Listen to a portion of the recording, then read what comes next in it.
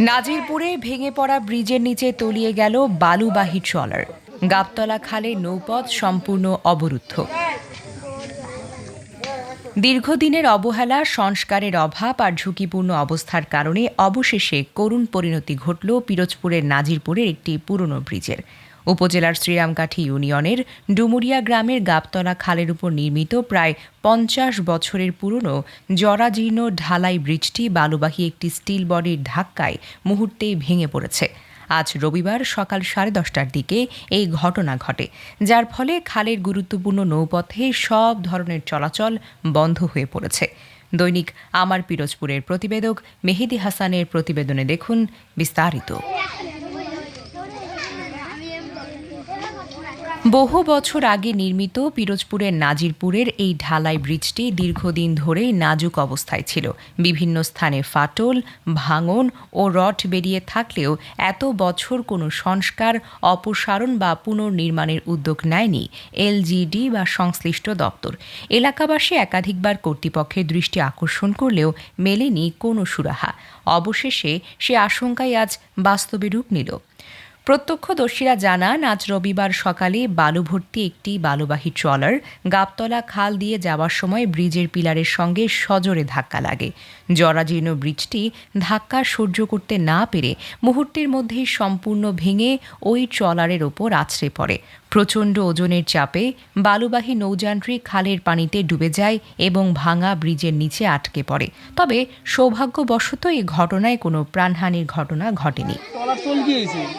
সামান্য একটু ঘষা লাগার সাথে আমাকে টলার লইয়ে সাথে আমাকে ওই যে সুপানি যারা ছিল সে চাপা খাইছিল প্রায়। তারপর সে কোনো মতো লাভ দিয়ে গেছে, সে পড়ে সে আত্মার খুব ব্যথা পেয়ে সে সাঁতরাই উঠেছে। টাকা ছিল 30,000 টাকা বেসে গেছে, 30,500 টাকা। এই যে বালির ট্রলার এরা এই জায়গায় ঢোকার সময় ব্রিজটা পড়িয়ে যায়, সে তো ধাক্কা খাইয়ে ব্রিজটা ভাঙিয়ে পড়িয়ে যায় ট্রলারটা সাথে সাথে ডুবিয়ে যায়। ট্রলারটি এখনো উদ্ধার হয়নি, উদ্ধারের জন্য পুরো চেষ্টা চলছে।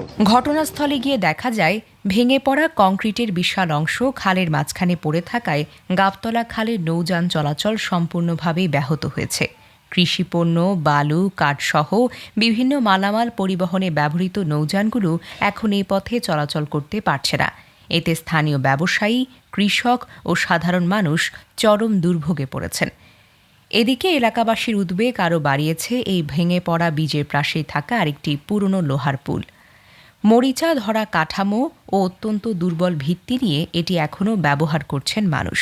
দ্রুত ব্যবস্থা না নিলে এটিও যে কোনো সময় ভেঙে পড়ে বড় ধরনের দুর্ঘটনা ঘটাতে পারে বলে আশঙ্কা স্থানীয়দের।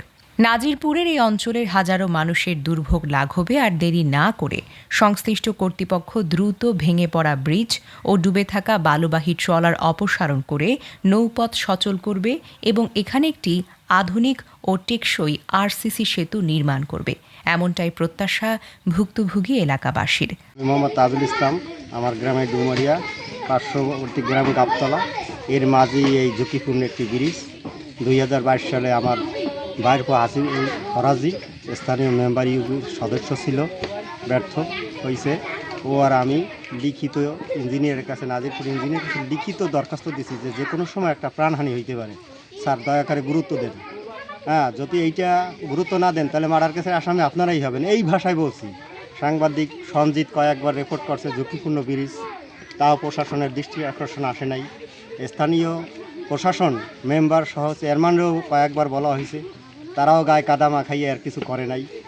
যা আজকে এই বড় একটা বালির ট্রলার আজকে জীবন অল্পের জন্য একটা জীবন বেঁচে গেছে, আমরা শুনছি আটকা পড়ছে, তাও ভাগ্যের ব্যাপার, সে বেঁচে গেছে। এখন সেই বালুবহরটি সেই ট্রলারটা আটকা পড়ছে। দুইটা ব্রিজ ঝুঁকিপূর্ণ, আমরা অবহেলিত, তাই সংশ্লিষ্ট কর্তৃপক্ষের দৃষ্টি আকর্ষণ করছি যাতে এই ট্রলারটা উদ্ধার করা যায়, সেই প্রচেষ্টার জন্য আমি বললাম।